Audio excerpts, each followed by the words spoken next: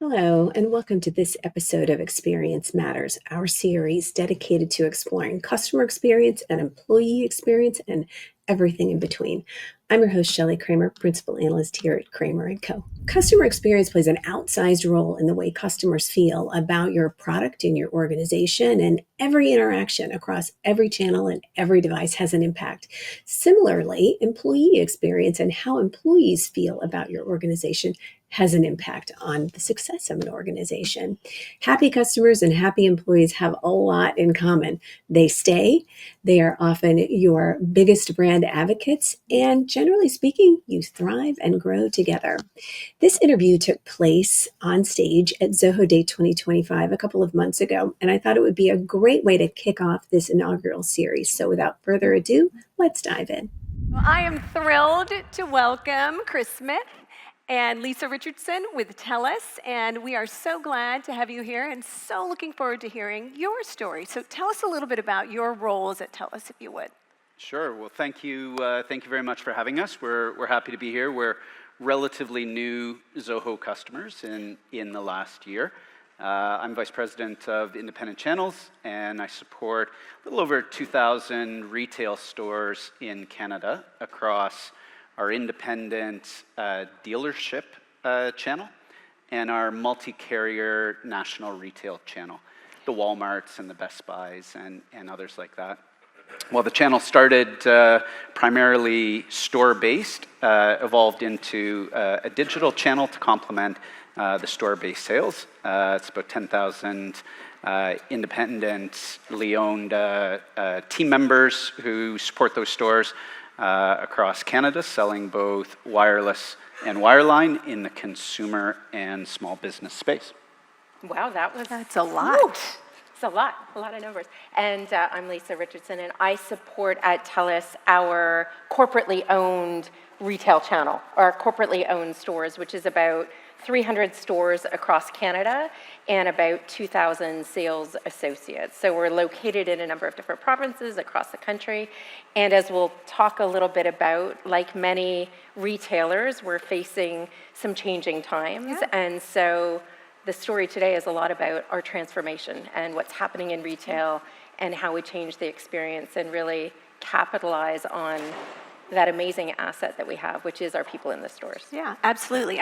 So if you're not familiar with Telus, they are a Canadian telecommunications and global technology company. They have over 100,000 team members around the world. They do $20 billion in annual revenue, and they have about 19.8 million customer connections. So no small company. I will note that some of the information shared here may be under NDA. We will tell you that when it is. And so with that, Lisa, we're going to dive in and say, I know that as you mentioned, Telus has largely been a traditional brick-and-mortar retailer, and we're seeing, brick-and-mortar retail operations change the world over, right? And so I know there are a bunch of changes that are underway and that sort of thing. And Anand touched on this a little bit in his presentation when he was talking about his vertical strategy. And I know that, you have some thoughts on what you're experiencing in the evolution of retail strategy. So share with us a little bit about that, if you would. For sure. And it's probably important. Chris talked a little bit about it while we're here talking about sort of our bricks and mortar and our traditional retailer. Telus also has, very much like many other organizations, a very established, very strong self-serve strategy, be it on the web, be it on the app. And so a number of our interactions, those simple interactions are happening, when and where customers want online. Right. And we've also spent a lot of time ensuring that we've got very much an omnichannel experience for customers, right? So you can start something online and you can come into retail. So that's definitely at play and part of the transition that's happening. But if I speak specifically to what's happening in retail, if we think again about a traditional bricks and mortar retail, I've got folks in malls, 300 stores around the country. And, as people go online, obviously traffic in stores is declining. It's right. Not the same as it once was. And so what we've been faced with is, again, how do you use this amazing asset that is, 2,000 team members strong in those local communities, in those malls, to really deliver an amazing experience, right? The traffic's declining, but you've still got these amazing folks. And how do you take advantage of that to drive incredible customer experience? How do you take advantage of that to drive sales? Right, right. So talk with us a little bit, if you would, about how your strategy has evolved, as it relates to serving these customers in what in many instances are sometimes smaller markets. Is that right? I mean, they're not all small markets, but there are some small market customers and things like that. Talk with me a little bit about how your strategy has evolved and how you're shifting. Totally. So if you think about traditional retail and you think about, largely your job as a retailer, your store manager, your reps is to convert the traffic that comes across the lease line, right? That's what traditional retail is all about. But as we talk about the decline in traffic, as we talk about more focus going online, we really had to rethink, again, how you leverage that amazing asset that is in the store. How do you help them rethink what is their role, our folks in the store? So we've started really, getting the folks in our stores thinking about, their role as sort of an independent business owner. If you think about 200 stores, the idea is to get each of those stores thinking about themselves as, an independent business owner in that market. Get them thinking about not someone waiting for, not waiting for people to cross the lease line, but instead thinking about that local community as their book of business. Start thinking about their job as customer-based management, right? Start thinking about, you've got 20,000 Telus customers around your store. How do you actively and proactively reach out into that community? How do you reach out to those customers at key moments of truth? How do you create your own traffic? How do you outbound dial to those customers? How do you create events in your stores? So again, the idea being we're empowering the stores, we're giving them the tools.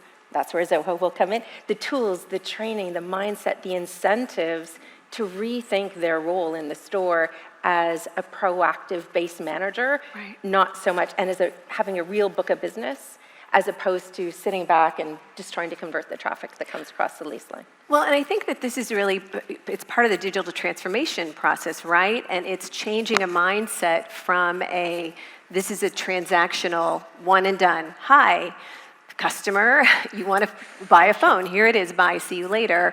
It's not that, it's a relationship with that customer. That's and right. It's being able to talk about not only what it is they're coming in today, but you've shared with me some of the processes and what happens and the touch points and all of that. And it really is cool because it's an evolution of what has long been a one and done transactional process for many of us. Absolutely. To a relationship where you feel like somebody actually is there, caring about you, supporting you, checking in on you. I mean, none of that really happens very often now. So it's a shift in mindset and a really cool way of looking at digital transformation in a way that, operational transformation in a way that I don't know that we often do. So absolutely, and if you think about it too, right? It's empowering for the stores. We'll talk a lot about Zoho and the tool and CRM, right? Like in this case, what I described was it's very empowering for the stores. It's empowering for the reps.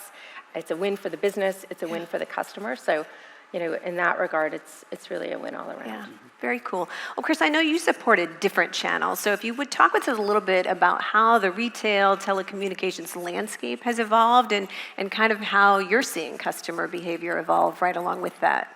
Sure. So in the dealer channel, it is in fact independently owned businesses by a dealer principal, not unlike the car dealership business where they could have one store, they could have three, they could have five. My largest dealership is about 70 stores in Western Canada. And they do own their book of business because as the nature of being an entrepreneur and running a number of Telus stores, they feel very much responsible for the financial outcomes, for supporting their team members and the customers in their community because they're the ones who are at the golf course, who are at the Chamber of Commerce, who interact with the people that they live and work with in their community.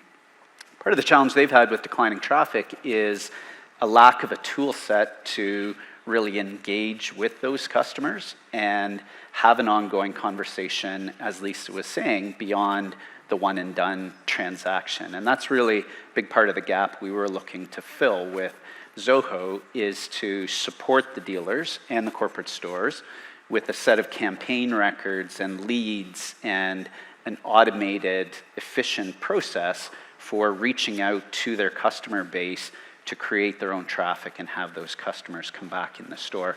If you think of the telco buying experience, the one and done nature of getting a new device, walking out the door, and then perhaps 2 years later when your contract period is up or your device starts to wear out, thinking about making another purchase decision, that customer has a lot of options as to where they could go to buy that new phone. They can do it online, they can do it from our competitors, they can do it direct through the OEMs. And for us, we look at book of business as a way to empower the dealers to really own that relationship in a structured, repeatable, consistent way that helps both Telus maintain its brand standards and expectations in terms of the customer experience, and give the dealer a chance to reach out to customers at a moment in time when they're ready to make a buying decision. Now, how many people ever walk out of their dentist's office without having booked the next appointment 6 months later or a year later? And we think about, you know, the dentist or the insurance broker or the financial services company as managing and maintaining their own book of business, and that's very much what we want to instill in our corporate stores and help support our third-party dealers in delivering in the market. Yeah, so avoiding commoditization, really, and, you know, consumers are so fickle, you know, and kind of keeping top of mind and everything, I think, is very clearly your goal, and really bringing the best of digital and physical together to better manage the customer life cycle. That deeper relationship with the customer, is it proving valuable to Telus? Hugely valuable. Lisa can talk a bit more about the stats in the corporate store, and Janice Chan from our team will do a presentation tomorrow morning with a bit more information on it. But tremendous response from the dealership community about taking the curated and scored leads and campaign records that we've got about their customer base and picking up the phone and engaging with those customers and having a great conversation that can be as simple as, you know, 24 hours ago, you bought from Chris at Chris's store, and we're calling the customer back to say, hey, it's Chris, you're in yesterday. Just want to see how you're doing with your new phone. By the way, I know we didn't have time to have a conversation about your home internet and your TV and your security services, because customers often, believe it or not, don't want to spend 4 hours in the telco store talking about all the products and services that we have. I mean, gosh, I like to. But that welcome call is certainly a delighter in talking about a great customer experience, but also an opportunity to cross-sell products into the base as well. You know, I think it's a tried and true reality that customers never forget how you make them feel. And, you know, I remember 3 years ago changing service providers from one major provider here in the United States to another major provider in the United States. And you know what I know? Jason took great care of me. And every time I need something, I reach out to Jason. And so that relationship, I mean, many of us have walked this path. That relationship is such a valuable foundation to have. So I think it's really smart what you're doing here.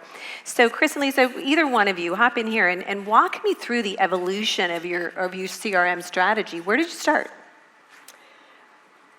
It's funny, yesterday a few of us were listening to, I think her name was Lauren from BCG, and she sort of walked through something that was similar to what we did, which was really, again, understanding, you know, what are those key moments of truth? You know, what does the customer journey look like? And what are those key moments of truth that are either, you know, most complex or most important to your overall experience? And so for us, we really spent some time identifying what are those, right? When can someone, you know, a person in the loop, when can someone, a human interaction really make a difference? And for us, those key moments are things like, you know, a welcome call. So 48 hours after you activated in my store, I reach back out to you to make sure you're good, your service is working.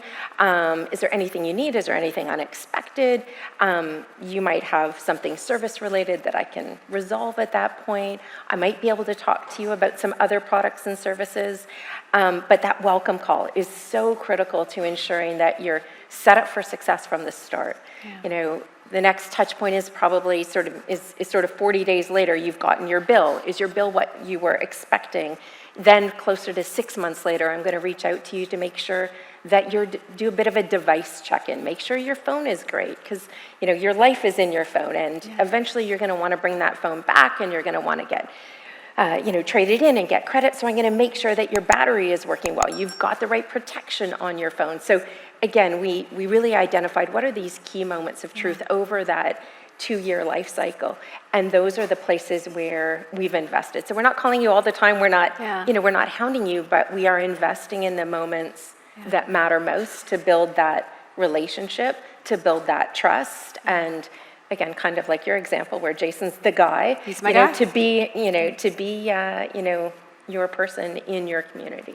I think that, again, we've talked about this before, but what stuck in my mind was just the proactive outreach that you do. I mean, how many of you have ever had your mobile provider reach out and say, hey, is your phone working the way it needs to be? You want to bring it in and do a quick battery check and make sure, not trying to sell you anything, just checking up on you. Like, seriously, has that happened to any of you in this room? No. It's because you're not in Canada. Okay, so we all need to move to Canada. Inherently nicer. There you go. No. So I do think that's really cool, and I love those touch points that you developed, and really moving. The whole story here is moving from passive customer engagement to an engaged, relationship-based relationship that's a double word there, but that really helps drive more business, more connectivity, helps the store owners, helps the franchise owner. I mean, it just all the way around, and the customer wins in the end. So I love that. And that journey really became the foundation for us looking for a tool set that would support what we needed to achieve in the market, because left to their own devices, the dealers would do, dealer owners would do that themselves. And the opportunity for us to create far more efficiency and structure and performance management around it was key. So great setup here. I want to talk now about the tool set or the technology solutions that you needed to make this happen within the organization. Sure. So we had a CRM provider previously that wasn't meeting the need in terms of flexibility, adaptability, responsiveness. Cost management was becoming an issue. Won't name who it was, but was a clear driver for us to make a decision to change. And we went through the process internally of identifying our requirements, and based on the kind of journey and experience, sales opportunities we wanted to capitalize on, and built out an RFP as you do, and put it out to the market.